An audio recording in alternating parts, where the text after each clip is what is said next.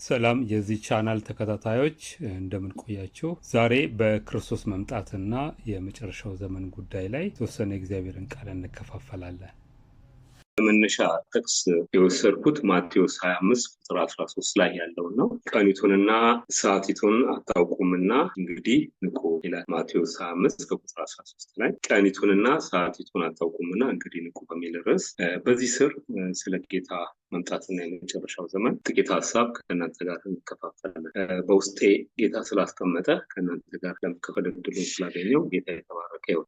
ይህ ቃል በጣም ይገርም። እንግዲህ ጌታን የተናገረው የዛሬ 2000 ዓመት ገደማ የተናገራቸውም 100 ዓመት ያህል እድሜያቸው ምድር ላይ ሊኖሩ ለማይችሉ ሰዎች ነው የተናገረው። እንግዲህ ቀኒቱንና ሰዓቲቱን አታውቁምና እንግዲህ ንቁ። እነዛም የ100 ዓመት እድሜ ሊኖሩ የማይችሉ ሰዎች በኖሩበት ዘመን እነሱም ይህንኑ ቃል ነው የቀጠሉት። ጌታ በጣም በቅርብ እንደሚመጣ ሲናገሩ ነበር። ኦልሞስት ወደ 99 አካባቢ 99 ወይ 100 አካባቢ የተጻፈው መጽሐፍ የራእይ መጽሐፍ ነው። የመጨረሻው መጽሐፍ የዮሐንስ ራእይ ነው። ዮሐንስ ራእይ ምዕራፍ 1 ቁጥር 3 ላይ ራእዩን ሲጽፍ እንደዚህ ነው ያለው፣ ዘመኑ ቀርቧልና የሚያነበው አንድ የትንቢትን ቃል የሚሰሙትና በውስጡ የተጻፈውን የሚጠብቁት ብፁዓን ናቸው ይላል። መጽሐፉን ሲጽፍ ዘመኑ ምን ብሏል? ቀርቧል። ስለዚህ የራእይ መጽሐፍ የሚናገረው ያው ማተቡ ተፈቶ ስለ መጨረሻው ዘመን ያለውን እንትን የመቋጫውን ታሪክ የሚናገረው መዝገብ ነው። መጽሐፍ ነው የተከፈተው። ማተብ ተፈታ የሚባለው የችግር ማተብ ምናምን አንዳንዴ የችግር ማተብ ተፈቷል ይላሉ ራእይን ይዘው። እንደዛ እሱ ሀሳብ እንደዛ አለ። ማተብ ነው፣ ሚስጥር የያዘ መጽሐፍ ነው። ማተብ ማለት እንደ ቁልፍ ማለት ነው። እያንዳንዱ ቁልፎች ነው የተፈቱት። እያንዳንዱ ቁልፎች ሲከፈቱ 7 ቁልፎች ናቸው። እነዛ 7 ቁልፎች ናቸው የተከፈቱት። 7ኛው ቁልፍ የመጨረሻው ማተብ ነው ማለት ነው። ከዛ በኋላ ኢየሱስ ክርስቶስ እንደሚመጣ ይናገራልና እንትኑ ሲኩዌንስ ነው። ከዛው ከዮሐንስ ራእዩን ካየበት ሰዓት በኋላ ሊከሰቱ ስላሉ ክስተቶች የያዘ መጽሐፍ። እንግዲህ ይህንን መጽሐፍ ይላል መጽሐፍ ያነበበ፣ ይህ መጽሐፍ ደግሞ የትንቢት ቃል የያዘ ስለሆነ ይህን የትንቢት ቃል የሰማ ማለት ሰምቶ ያመነ ነው።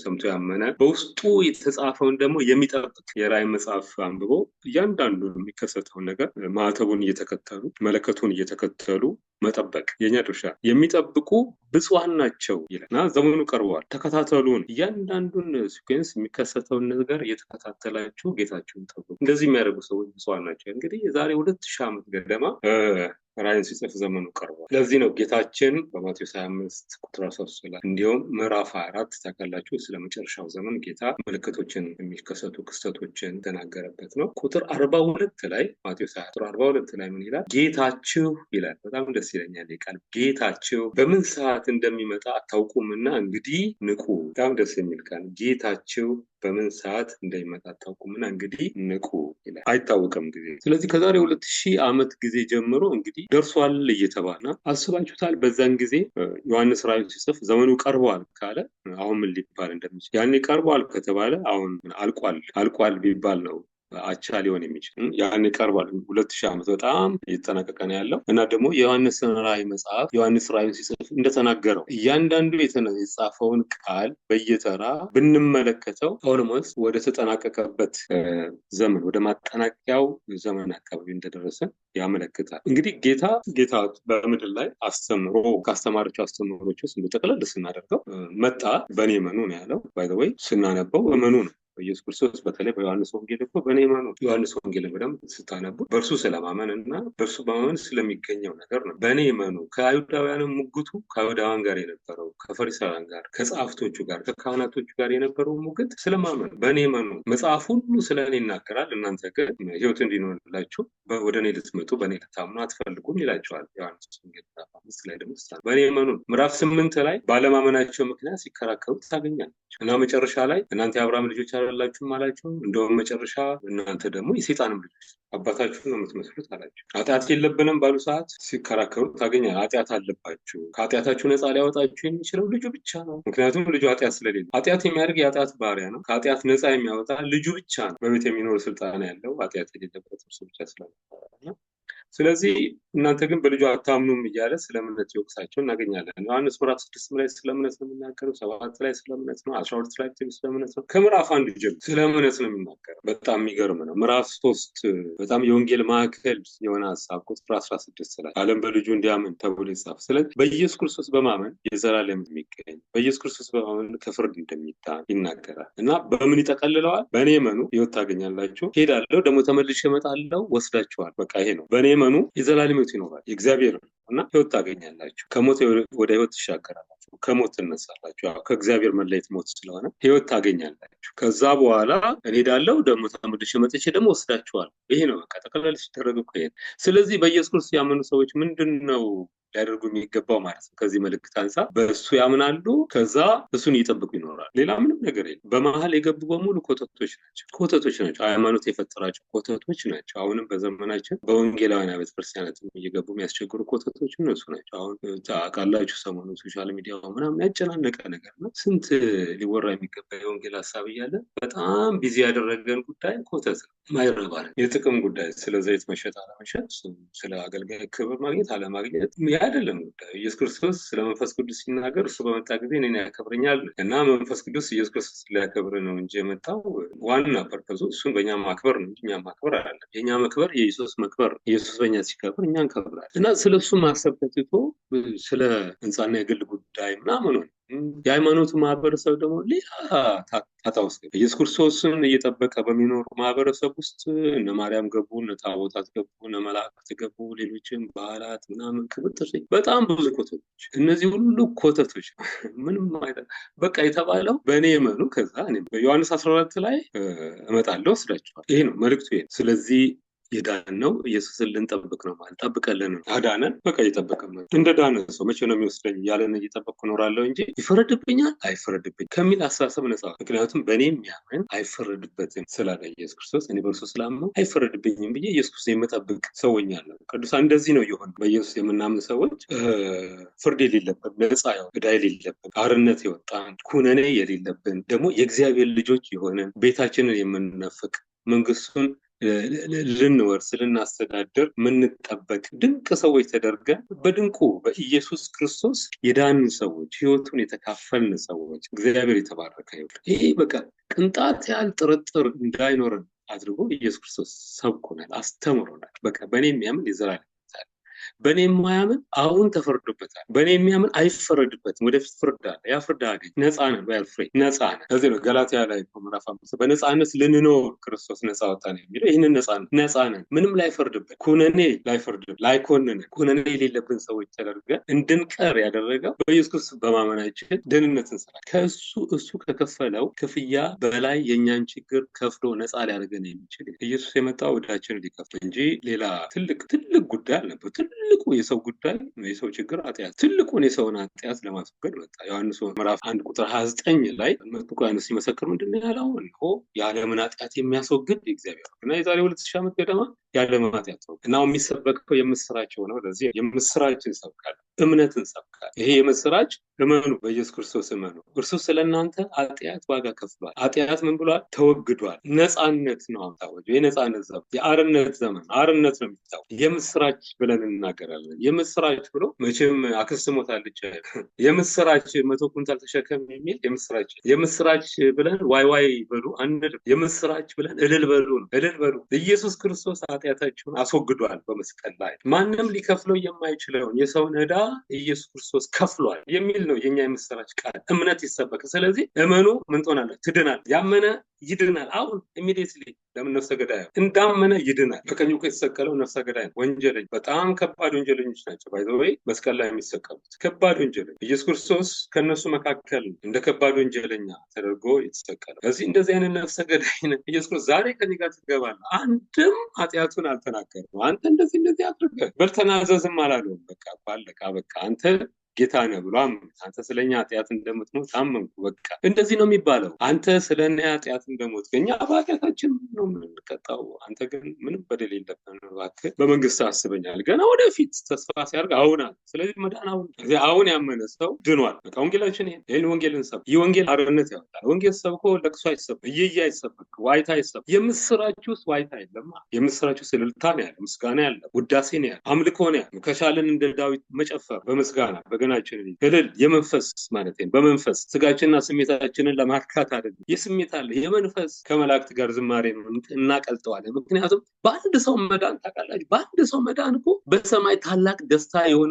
ምን አይነት ደስታ ነው ያለ! ምን አይነት የምስጋና እንትን ነው፣ ዜማ ነው የሚደረግ። እንደው ለሰከንድ እግዚአብሔር ቢያሰማን ያንን ምስጋና ያንን ታላቅ ደስታ መቼም መላእክት ሲደሰቱ ዝም አይሉ፣ የምስጋና ጩኸት ነው የሚጮሁ፣ መለከት ነው የሚደረድሩ፣ ቅዱስ ቅዱስ ቅዱስ እያሉ በፊቱ በማቋረጥ ምስጋና ለሰው ልጅ ስለተደረገው ነገር ያመሰግናል። ስለኔ ያመሰግናል። አይገርምም? ስለኔ በመላእክት ይዘምራል፣ መላእክት በሰማይ ይዘምራል ስለ እናንተና ስለኔ። ምን አይነት የደህንነት ስራ እንደተሰራልን ገብቷቸው፣ ምን አይነት የምስራች ለሰው ልጅ። ስለዚህ ኢየሱስ ክርስቶስ ከሰራልን በላይ ስለኛ ስራን ሰርቶ ሊያድነን የሚችል የለም። የዓለም ሕዝብ ቢሞትልኝ እኔን ሊያድነኝ አይችልም። የኔ ጉዳይ ንጹህ ኃጢአት የሌለበትን የእግዚአብሔርን በግ ፈልጓል። ኢየሱስ ክርስቶስን እግዚአብሔርን ሰው ያደረገው ጉዳይ ምንድን ነው ከተባለ ኃጢአት ነው። የሰው ልጅ ኃጢአት እግዚአብሔርና ሰውን የለየው ኃጢአት ነው። በሰይጣን ኦፕሬስድ እንድንሆን በሰይጣን ስር እንድንሆን ያደረገ ኃጢአት ነው። ኃጢአት ሶሉሽን ሲያገኝ ነው። እኔ በኢየሱስ ክርስቶስ ሳምን ከኃጢአት ነጻ ሰው አያችሁ፣ ከኃጢአት ነጻ ሰው ነው። ቅዱስ የሚል ስም የሰጠኝ፣ ጻድቅ የሚል ስም የሰጠኝ ለዚህ ነው። መጽሐፍ ቅዱስ የቆሮንቶስን ቤተክርስቲያን እንኳን ቅዱሳን ብሎ ጳውሎስ ጽፏላቸዋል። ቅዱሳን በክርስቶስ ያመኑ ሰው ቅዱሳን። ቤተክርስቲያን ምን ብለን ቅዱሳን እንዴት ናችሁ ቅዱሳን እንባባላለን። እና ቅዱሳን የሚል ስም የተሰጠን ስም ተቀይሮ እኮ ነው። ኃጢአተኛ የሚለው ስም ተቀይሮ እኮ ነው ቅዱሳን የተባለ። አይገርማችሁ? ይሄ እልል አያስብልም? አያስመሰግንም? እንዲሁ በቃ እንዲሁ የተደረገልን ሳንቆጥር፣ ሌሎች ነገሮችን ተከታዮቹን ሳንቆጥር፣ ይሄ ዋናው ነገር እንደው በዘመናችን ሁሉ እያመሰገን እንድንኖር ያደርገን። የዳነ ሰው ሁለተኛው ስራው ቤቱን መጠበቅ ነው።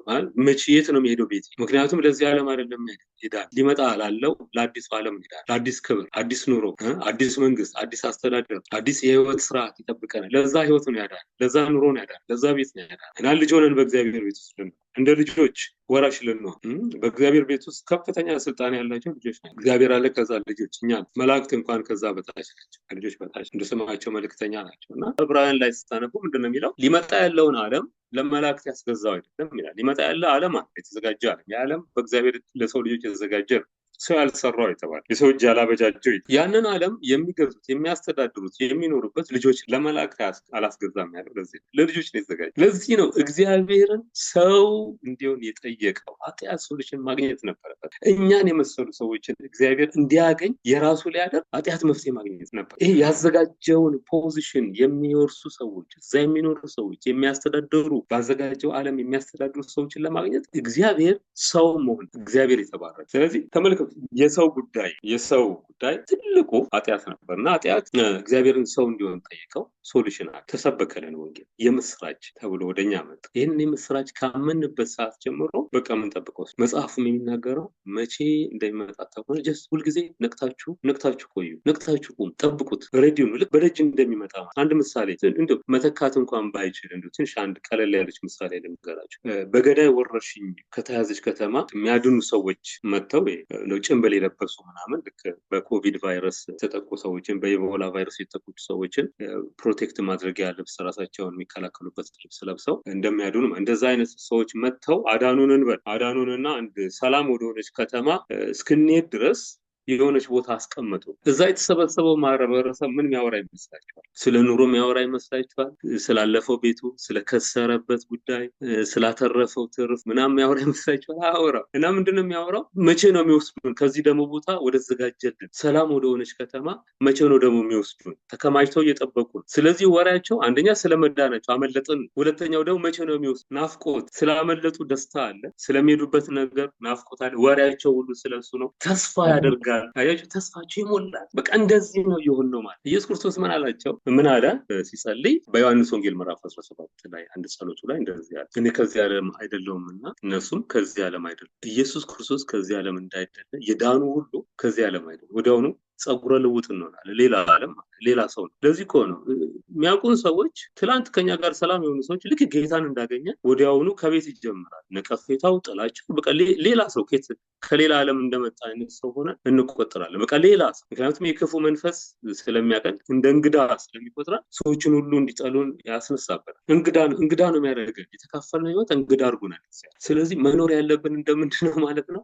እንደ እንግዳ ለዘላለም እንደ እንግዳ ምኑን እንደሚጠብቅ፣ አገሩን እንደሚጠብቅ፣ ቤቱን እንደሚጠብቅ፣ ርስቱን እንደሚጠብቅ፣ ክብሩን በጣም ደግሞ ደስ የሚለኝ ክብሩን እንደሚጠብቅ ሰው። ምክንያቱም የኢየሱስ ክርስቶስ መገለጥ የኛ ክብር መገለጥ ስለሆነ የክርስቶስ መገለጥ የኛ ክብር መገለጥ በወንጌላችን የኢየሱስ ክርስቶስን ክብር ለማግኘት ጠራችሁ ይላል ተሰሎንቄ ላይ እና የኢየሱስ ክርስቶስን ክብር ለማግኘት ነው በወንጌል የተጠራ። ወንጌል ስናገኝ ኢየሱስ ክርስቶስን ስናምን በወንጌል ስናምን የተጠራ ነው የኢየሱስ ክርስቶስን ክብር ለማግኘት። ስለዚህ የኢየሱስ ክርስቶስን ክብር ለማግኘት የጠራን ሰዎች የምንጠብቀው ክብራችን ሮሜ 8 ላይ ከቁጥር 19 ጀምሮ ስናነብ ስለዚህ ነው የሚናገር። አሁን ያለው ስቃይ ሊገለጥ ካለው ክብር ጋር ሲመዛዘን ምንም በቃ አንድ ሁለት ተብሎ የሚቆጠር ነገር አለም አይገናኝም። ሊገለጥ ያለው ክብር አሁን ከገጠመን ስቃይ ጋር ምንም የሚገናኝ ነገር አለ። የሚገርም ክብር።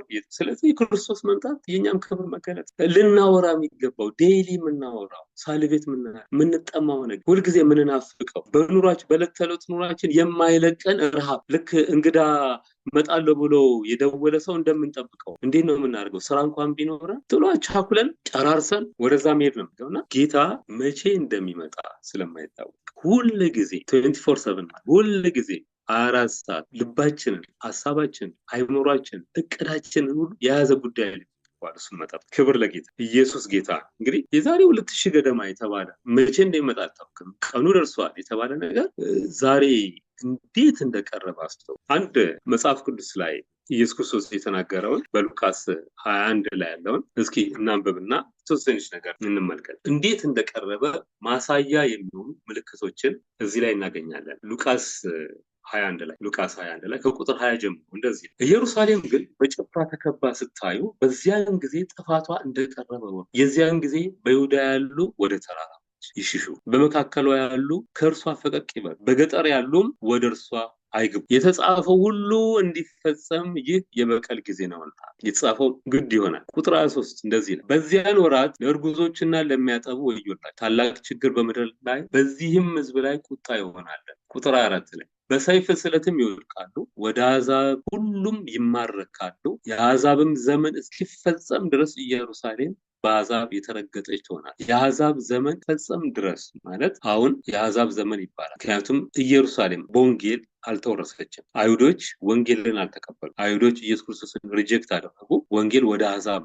ስለዚህ ለአሕዛብ ወንጌል የሚሰበክበት ዘመን የአሕዛብ ዘመን ይባላል። አሁን ኦልሞስት ጥናት እንደሚያመለክተው ኦልሞስት ለአሕዛብ ወንጌል መስበክ ኦልሞስት ተዳርሶ እያለቀ ያለበት ሰዓት እስከ ጎሳዎች ድረስ ሄደው ትላልቅ ጥናቶች አጥንተው እግዚአብሔር ይባርካቸው በጣም ትላልቅ ስራ የሚሰሩ ትልልቅ ሚሽነሪዎች አሉና እስከ ጎሳ ድረስ እየሄዱ ያልደረሰበት ወንጌል ያልተሰበከው ጎሳ የትኛው ተብሎ ወንጌል የተሰበከ ነው ያለው። ይሄ የአሕዛብ ዘመን ምን እያደረገ ነው ማለት ነው? እየተፈጸመ ነው። የአሕዛብ ዘመን እስኪፈጸም ድረስ ኢየሩሳሌም በአሕዛብ የተረገጠች አሁን ኦልሞስት እየተጠናቀቀ ነው። ከዛ ቁጥር 25 ላይ ምን ይላል? በፀሐይና በጨረቃም በከዋክብትም ምልክት ይሆናል። ይሄ በሰማይ የሚደረጉ አዳዲስ እንግዳ ነገሮች የፀሐይ ከለር መቀየር ሊሆን ይችላል። የጨረቃ በከዋክብት የሚታዩ ምልክቶች የተለያዩ ኮንስታሌሽንስ ይሆናል ይልና በምድር ላይም አሕዛብ ከባህሩና ከሞገዱ ድምፅ የተነሳ የባህር መናወጥ የምንላቸው ነገሮች እነዚህ ታላላቅ አውሎ ነፋሶች፣ መናወጦች፣ ሞገድ ከነዚህ ድምፅ የተነሳ እያመነቱ ይጨነቃሉ። ይሄን የዚህ ፍሪኩዌንሲ በጣም ጨምሯል። በአመት ውስጥ የተፈጥሮ አደጋ የሚመስሉ ነገሮች ግን ያይደሉ ሊሆኑ ግድ የሆኑ ነገሮች ፍሪኩዌንሳቸው በጣም ጨምሯል። በአለም በአመት በጣም ብዙ ጊዜ እንሰማ። በወር ውስጥ እንኳን ብዙ እንሰማ። ተደጋግሞ ማለት የመሬት መንቀጥቀጥ፣ አውሎ ነፋስ፣ የባህር መናወጥ የመሳሰሉ ነገሮች በጣም ጨምረዋል። ፍሪኩዌንሳቸው ጨምሯል። በረጅም ወራት ውስጥ የምንሰማው ነገር አሁን በወር በጣም ተደጋግሞ የተለያየ ሀገር እንሰማለን። በምድር ላይ ማለት እዚህ ጋር የሚለው እንደዚህ ነው። ቁጥር 25 ላይ በምድር ላይም አሕዛብ ከባህሩና ከሞገዱም ድምፅ የተነሳ እያመነቱ ይጨነቃል። ቁጥር 26 ላይ እንደዚህ ይላል። ሰዎችም ከፍርሃትና በዓለም የሚመጣበትን ከመጠበቅ የተነሳ ይደክማሉ። የነገሮች አለመመቻቸት፣ የተፈጥሮ ሰው ሰራሽ አደጋ የሚመስሉ ነገሮች፣ ሰላም ማጣት፣ ጦርነቱ ምናምን እነዚህ ሰዎችን ያስጨንቃል እና ነገ ምን ሊሆን ይችላል የሚል ስጋት ውስጥ ይሆናሉ ነው። አሁን ያለንበት የዓለም ሁኔታ እንደዛ ነው። ነገ ምንድን ነው ነገ ሊሆን በዓለም ላይ የተረጋጋ ነገር አሁን ሰው ሁሉ ምንድን ነው ሊሆን የሚችለው? ሰዎችም ከፍርሃትና በዓለም የሚመጣበትን ከመጠበቅ የተነሳ ይደክማል፣ የሰማያት ኃይላት ይናወጣል። ቁጥር 7 ላይ ተመልከቱ። በዚያን ጊዜም የሰው ልጅ በኃይልና በብዙ ክብር በደመና ሲመጣ ያዩታል። አሁን እንዴት እንደተቀራረበ አገናኝና በኢየሱስ ክርስቶስ መምጣትና አሁን ባለንበት ዘመን መሀል ያለው ክፍተናት ምን ያህል ወራት ምን ያህል ዓመት እንደሆነ አናውቅም። በጣም የቀረበ አሁን ኦልሞስት ቁጥር 26 ላይ ያለው አይነት ውስጥ እንችላለን። በፍርሃት ውስጥ ነገ ምን ሊሆን ይችላል? ጭንቀት ውስጥ ነው ያለው። ጭንቀት ውስጥ ነው። ቁጥር 28 ላይ እንደዚህ ብሎ ይጀምራል። ይህም ሊሆን ሲጀምር በጣም ደስ የሚለኝ ቤዛችሁ ቀርቧልና አሻቀባችሁ ራሳችሁን አንሱ ይላል። ክብር ለጌታ ይሁን። ይህም ሊሆን ሲጀምር ልክ እነዚህ ክስተቶች ሊሆን ሲጀምሩ ቤዛችሁ፣ አዳኛችሁ፣ ታዳጊያችሁ ኢየሱስ ቀርቧልና አሻቅባችሁ ራሳችሁን ወደ ላይ አንሱ። ከላይ ነው የሚመጣው፣ ከሰማይ ነው የሚመጣው። ክብር ለጌታ ይሁን። ከላይ ነው የሚመጣው። ጠብቁ ተብለናል። ስለዚህ ቀና እያለን ነው መጠበቅ። አሻቅባችሁ ራሳችሁን ወደ ላይ አንሱ ይላል። ኢየሱስ ጌታ አሻቅባችሁ ወደ ላይ አንሱ። ምዕራፍ 24 ላይ ደግሞ ምንድነው የሚለው? ማቴዎስ 24 ላይ በጣም ብዙ መላእክት ወደ ምድር ይላካሉ። እነዛ መላእክት ስራቸው ምንድነው? ሰዎችን ለመውሰድ። ልክ እሱ ከላይ ሲመጣ በጣም ብዙ እልፍ አላፋት መላእክት ወደ ምድር ይላካሉ። ወደ ምድር የሚላኩት አሻቅበው ቤዛቸውን የሚጠብቁትን እንዲወስድ። ስለዚህ የሚጠብቁ ሰዎች ሁሉ ጊዜ እንግዳ ይመጣል ከተባለ በሩን ስልካችንን እንደምናይ የሚያንኳኳ ሰው ቤት ከሆነ የሚያንኳኳ ሰው ጆሮአችንን ጥለን የሚያንኳኳ ሰው እንጠብቅ። ልክ እንደዚህ ማለት ከላይ ስለሚመጣ ልባችን ወደ ላይ ነው። የሚጠብቅ ሰው እንደዚህ ነው። አሁን በጣም የቀረበበት ሰዓት ነገሮቻችንን ቁጥብ አድርገን ቆፍጠን ብለን ነገሮቻችንን በጣም አሳንሰን ቦርቀቅ ያለ እቅድ ሳንይዝ ምንኖርበት ዘመን ነገራችንን እንዳያዝ ልባችንን የሚይዝ ነገር ላይ ልባችንን ሳንሰጥ ማለት ኢየሱስ ክርስቶስን ከመጠበቅ ከሚያጎሉን ነገሮች ራሳችንን እየጠበቀ በጣም በጥንቃቄ የምንኖርበት ዘመን አሁን አስቡት። የዛሬ 2000 ዓመት ዘመን ተጠንቀቁ ከተባሉ አሁን ምንድን ነው የሚባለው? እጅግ በጣም ተጠንቀቁ ነው የሚባለው ወይስ ምንድን ነው? እንዴት እንደቀረብን ቤዛችን ሊመጣ ቀርቧል። እና ወገኖቼ ልባችንን አንስተን አቅንተን ወደ ጌታ ምን እንበል? ወደ ላይ ወደ ሰማይ እንመልከት። አሻቀባችሁ ራሳችሁን አንሱ ይላል። በጣም ደስ ይለኛል። እንደ ኖህ ዘመን እየሰራን እየነገድን እየተንቀሳቀስን ግን በኖህ ዘመን እንደነበሩ ሰዎች ልባቸውን ከኖህ ጋር እንዳላደረጉት ሳይሆን እንደ ኖህ መስራት የሚጠበቅበትን እየሰራ ይጠብቅ ነው። የጌታን ቀን ይጠብቀው ነው። የዝናቡን ሰዓት ይጠብቅ። በዛን ዘመን የነበሩ ሰዎች አያውቁም። ዝም ብሎ እየኖሩ ድንገት ዝናቡ ከቻለ። እኛ ግን ድንገት አይሆንብንም። እየጠበቅ ነው ይመጣል። ክብር ለጌታ። ኤክስፔክት የምናደርገው ይመጣል። ለሌሎቹ አስደንጋጭ ነው፣ ለእኛ ግን ደስታ። ለሌሎቹ ይመጣባቸዋል ይላል ተሰሎንቄ ላይ። ለሌሎቹ ይመጣባቸዋል ይላል። ለእኛ ግን ይመጣብናል ሳይሆን ይመጣልናል ምንልበት በአንደኛ ተሰሎንቄ ምዕራፍ ላይ ከ1 ጀምሮ እስከ 9 ያለውን አንብቡ። ለሌሎቹ በድንገት ይመጣባቸዋል፣ ለእኛ ግን መጣልን የምንልበት ሰዓት በጣም ደርሷል። በጣም ቀርቧል። ነገሮቻችን መጠነን ጊዜያችንን ሳናስፈላ እጅግ የእግዚአብሔርን ስራ እየሰራን የምንኖርበት ሰዓት ወገኖች አሁን ነው። በጣም ተጠንቅቀን የምንኖርበት ዘመን አሁን። መስራት ያለብንን መንፈሳዊ ስራ እየሰራን በተለይ ወንጌልን በድፍረት ለሰዎች እየተናገርን እየጠፉ ያሉ ሰዎችን ለመታደግ የምስራችን እየተናገርን በመዳናችን ሐሴት እያደረግን ተስፋችንን ኢየሱስ ክርስቶስን እንጠብቀው። ክብር ለጌታ ይሁን። ሁላችንም በማቴዎስ ወንጌል ምዕራፍ 4 ላይ መላእክቶች እንደሚወስዱ እንደዚህ ሁላችንም ሳናንቀላፋ ነው። የሞት ሰዎች እንደሚቀድሙን ይታወቃል። ከጌታ ጋር ይመጣሉ። እኛ እየሰራን ቢሮ ሊሆን ይችላል፣ ረፍት አድርገን ሊሆን ይችላል፣ ጌታችን እየጸለይን ሊሆን ይችላል። በዚህ ሁሉ ውስጥ ግን ጌታን መጠበቅ በልባችን ላለን ለኛ ኢየሱስ ክርስቶስ በድንገት መላእክቱን ሲልክ እንወሰዳለን። ክብር ለጌታ ይሁንና ነገሮች በጣም እንደምታውቁት ከኢንፎርሜሽን አሁን ብዙዎቻችን የራቀን አይደለንም። ሙሉ ዓለም አንድ ወደ ሆነበት ነገር ውስጥ እየገባን ያለ ነው። በዚህ ዓመት ውስጥ እንኳን 2000 በኢትዮጵያ 2017 ከገባበት ዘመን ከመስከረም እንኳን ወር ጀምሮ በጣም ብዙ አዳዲስ ነገሮች በምድር ላይ ይሰሙ፣ ብዙ አዳዲስ ኢቨንቶች እየተከሰቱ ነው። ይሄ እንትኖችን አይደለም የምነግራቸው፣ አደጋዎችን ምናምን ብቻ አደጋዎች ብቻ ሳይሆን ዲስከቨሪዎች፣ ሳይንሳዊ ዲስከቨሪ፣ በረጅም ዓመት የሚከናወኑ ነገሮች፣ በአመት በጣም ብዙ አዳዲስ ነገሮች እየታዩ ነው። አሁን አዳዲስ ፍጥረታት ብቅ እያሉ በአለማችን ላይ እየመጡ ነው። ብቻ ብዙ አዳዲስ ነገሮች በምድር ላይ ብዙ የሆነች ነገሮችንም እያለማ። ምክንያቱም አሁን ከፊት ለፊት የእግዚአብሔር ጦርነት የሚባለው አርማጌዶን፣ እዚህ እዛ ውጊያ ላይ ሊሰለፉ የሚችሉ በጣም ብዙ ነገሮች አንደርግራውንድ እየተሰሩ ነው። የጥልቁም ሜምበርም በሆኑ ሰዎች እየተሰሩ ነው ያሉት። በጣም ሴጣን እንዴት ሞኝ እንደሆነ፣ በጣም ጅል እንደሆነ፣ ከእግዚአብሔር ጋር ሊዋጋ የእግዚአብሔር ሞኝነት ከዚህ ዓለም ጥበብ ይበልጥ። ስለዚህ በሰው ሞኝነት ላይ ከፍ የሚል በእግዚአብሔር ዓይን ስታይ የሰይጣን ሐሳብ ሽንገላ፣ ግን ሽንገላው በጣም የሚገርማቸው እግዚአብሔርና ሰውን አጣሉ። ሽንገላ የሚመስል ነገር ይህም ብትበሉ አትሞቱም የሚል ቃል እግዚአብሔርና ሰውን አለያይቶ የሰውን ዓለም ደበላልቆት ገዢ የተባለው ሰው የነበረው ሰው ለሰይጣን አሳልፎ ሰጥቷል። ሰይጣን ገዢ የሆነበት ማለት ነው። አስባችኋል? ሽንገላ የተባለ አሁንም ያው ነው መሳሪያው ሽንገላ። መዳናችንን እንድንጠራጠር፣ በክርስቶስ ደም መቀደሳችንን እንድንጠራጠር፣ እንደቀደሰን ጻድቅ እንዳደረገን እንድንጠራጠር የሚያደርግ ሽንገላ ነው።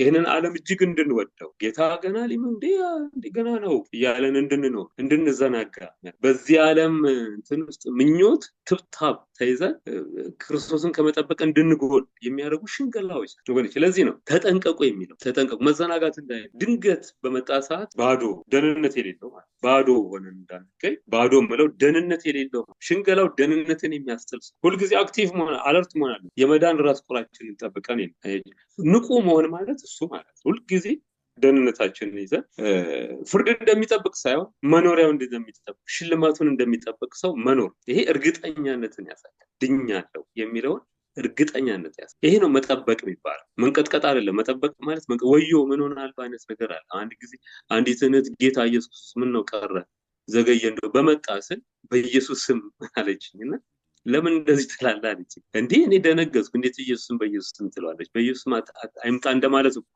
ልንናፍቀው ሲገባ እንዴ አይምጣ ይባላል። በጣም የሚገርም ተመልከቱ። ክርስቲያኑ ማህበረሰብ ውስጥ እንደዚህ አይነት ሰው አለ ማለት። ልናፍቀው ልንጠብቀው የሚገባውን ነገር አይምጣ ይባላል። የሚሻል እኮ ነው፣ የሚበልጥ ነው። ክብራችንን እኮ ነው የምናየው፣ ውበታችንን እኮ ነው የምናየው። እንዴ ዮሐንስ መልእክት ላይ ምንድን ነው የሚለው?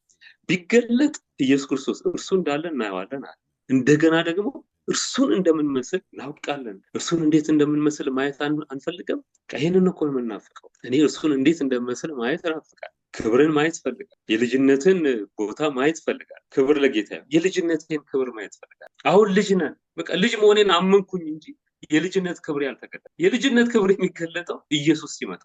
ይሄንን ማየት ናፍቃል። ይሄንን ማየት የማይናፍቅ ክርስቲያን ሪሊ አልዳንም። ቼክ ማድረግ አለበት። አልዳንም ስላችሁ እየፈረድኩኝ አይደለም። ወንጌሉን ቼክ ማድረግ አለ። እንደገና ስበኩት ወንጌልን። ኢየሱስ ክርስቶስን እንዲራብ ቦርን አጌን ላይሆን ይችላል። ዝም ብሎ ቸርች ውስጥ ገብቶ ማህበረተኛ ሆኖ የቸርች ሴሪሞኒ ከሕፃንነቱ ጀምሮ ለምዶት የኖረ ሰው ሊሆን ይችላል። ደህንነት ብርሃን ነው ወገኖች። ኢየሱስ ክርስቶስ አብ ካልገለጠለት በስተቀር የሚያውቀኝ የለም። መዳን ማለት ብርሃን። ብዙ ያልዳኑ መጋቢዎች ይባላል። ብዙ ያልዳኑ መጋቢዎች እንዳሉ አምናለሁ። ብዙ ያልዳኑ አገልጋይ፣ ብዙ ያልዳኑ ምዕመን ብቻ አለ። ብዙ ያልዳኑ ድነውም ደህንነታቸውን እየተው ይኖራል። ድነው በመሃል እየተው መቼ እንደተው አይታወቅም። ሲገባ ነው የሚታወቀው፣ ሲለይ አይታወቅም ወገኖች። ጌታ ወደ ህይወታችን ሲገባ በሰላም ሰላም ውስጣችን ሲሞላ እናየዋለን፣ ግን ሲለየን አናውቅም። ለዚህ እኮ ነው ጌታ ሆይ በስምህ ትንቢት አልተናገርምን? በስምህ አጋንንት አላወጣንምን ይሉኛል፣ እኔ ግን አላወቅኳችሁም። ነበራችሁ እንዴ እንደማለት ነው። ነበራችሁ በልጆቼ መካከል አላየኋችሁም? ምን አልነበራችሁ? ስለዚህ ገብቶ የወጡም ሊሆን ይችላሉ፣ የገቡ መስሏቸውም ያልገቡም ሊሉ። ስለዚህ ሁልጊዜ ለወንጌል ትኩረት፣ እንደገና ወደ ወንጌል መምጣት አለ። ደህንነቴን እርግጠኛ ከሆንኩኝ የደህንነቴን ክብር ማየት ፈልግ። ለዚህ እኮ ነው ኢየሱስ ክርስቶስ የምንጠብቀው። ኢየሱስ ጌታ ኢየሱስ ክርስቶስ የምንጠብቀው ለዚህ ነው። እና ሁልጊዜ እየናፈቀን መኖር አለ። ሬዲ መሆናል። ኮተት ሳናበዛ ቁጥብ አድርገን ጌታ መጠበቅ አለ። አካሄዳችን፣ ሀሳባችን ወደ እግዚአብሔር መንግስት ሀሳብ ሰብሰብ አለ። ፕላኖቻችን ሁሉ ውስጥ፣ እቅዳችን ሁሉ ውስጥ የእግዚአብሔር መንግስት መኖር አለ። የእግዚአብሔር መንግስት ጉዳይ የበላይ ሆኖ መኖር አለብን። ምክንያቱም ድነናል ማለት ከዚህ ዓለም ወጥተናል። ከዚህ ዓለም ስንወጣ ወዴት ገባል? ወደ እግዚአብሔር መንግስት። ሰውኛ መንግስት ያለን ሰዎች ነን። የምናገለግለው የምንጠብቀው ንጉስ ያለን ጌታ ያለን የምንጠብቀው አገር ዓለም ያለን የምንጠብቀው ክብር ያለን ሰዎች፣ የምንጠብቀው ርስት ያለን ሰዎች፣ ስለዚህ ለመጠበቅ የዳንን ሰዎች። ክብር ለጌታ። ስለዚህ የዳን ነው በቃ ጌታ ልንጠብቅ እየጠበቀልን ነው። ምንድን ነው የምጠብቀው ከዚህ በኋላ ካላችሁ ማንም ሰው ኢየሱስ ክርስቶስን እየጠበቅኩ ነው ማለት አለበት። የዳነ ሰው ኢየሱስ ክርስቶስን እንዲጠብቅ ነው። ለምንድን ነው ያዳነን? ሊወስደን። መቼ ነው የሚወስደን አናውቅም። በድንገት መጥቶ ስለሚወስደን እየጠበቅኩት ነው እንላለን፣ እየጠበቅ ነው እንላለን። ክብር ለጌታ። ስለዚህ ወገኖች ቀኒቱንና ሰዓቲቱን አታውቁምና እንግዲህ የጌታ ጸጋ ይብዛልን። ጌታ ይርዳን። እግዚአብሔር የተባረከ ይሁን። ስለ ቃሉ እሱ የተጠበቀን መኖር የምንችልበትን ኃይል፣ ጸጋ፣ ብርታት ይስጠን። እንደ ኃይሉ ችሎት እንደ ጸጋው ኃይል በክርስቶስ ኢየሱስ ስም የበረታችሁ እንድትሆኑ ባረካችኋል። አሜን። ተባረኩ።